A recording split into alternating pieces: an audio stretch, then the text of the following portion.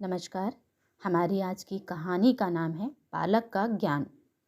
एक बार एक राजा नगर भ्रमण को निकला तो उसने रास्ते में देखा कि एक छोटा सा बच्चा माटी के खिलौनों को कान में कुछ कहता और फिर तोड़कर मिट्टी में ही मिला देता।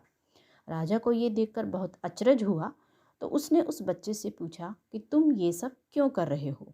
तो उस बच्चे ने जवाब दिया, मैं हर खिलौना बनाकर उससे पूछता हूँ क्या कभी राम का नाम जपा है, और फिर उस मिट्टी को मिट्टी में फिर से मिला देता हूँ। तब राजा ने सोचा, इतना छोटा सा बच्चा इतनी बड़ी ज्ञान की बात जानता है। उस राजा ने उस बच्चे से कहा, क्या तुम मेरे साथ मेरे राजमहल में रहोगे। तो बच्चे ने कहा, हाँ मैं ज़रूर रहूँगा, लेकिन आपको मेरी 4 शर्तें माननी पड़ेंगी। पहली, जब मैं सोऊं तब तुम्हें जागना पड़ेगा। दूसरी, जब मैं भोजन खाऊं तो तुम्हें भूखा रहना पड़ेगा। तीसरी, जब मैं कपड़े पहनूं तो तुम्हें बिना वस्त्र के रहना पड़ेगा।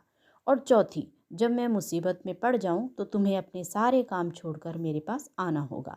अगर आपको ये मेरी शर्तें मंजूर हैं तो मैं आपके राजमहल में चलने को तैयार हूँ। राजा ने कहा कि ये तो असंभव है, ऐसा कभी हो ही नहीं सकता।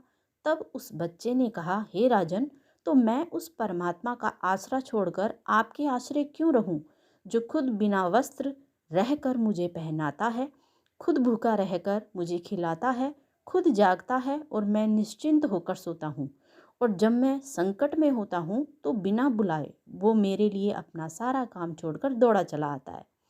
इस कहानी का सार इतना ही है कि हम लोग सब कुछ जानते समझते हुए भी बेकार के विषय विकारों में उलझकर परमात्मा को भुलाए बैठे हैं, जो हमारी पल पल संभाल कर रहे हैं, और हम उसका नाम ही भूल बैठे हैं। इसलिए हमारे हर अच्छे और बुरे पल में हमें ईश्वर को हमेशा याद रखना चाहिए और उसे धन्यवाद देते रहना चाहिए। तो ये थी हमारी आज की कहानी कैसी लगी कमेंट करके ज़रूर बताएं। यदि आपने अभी तक मेरे चैनल को सब्सक्राइब नहीं किया है तो प्लीज़ लाइक, सब्सक्राइब और शेयर ज़रूर करें।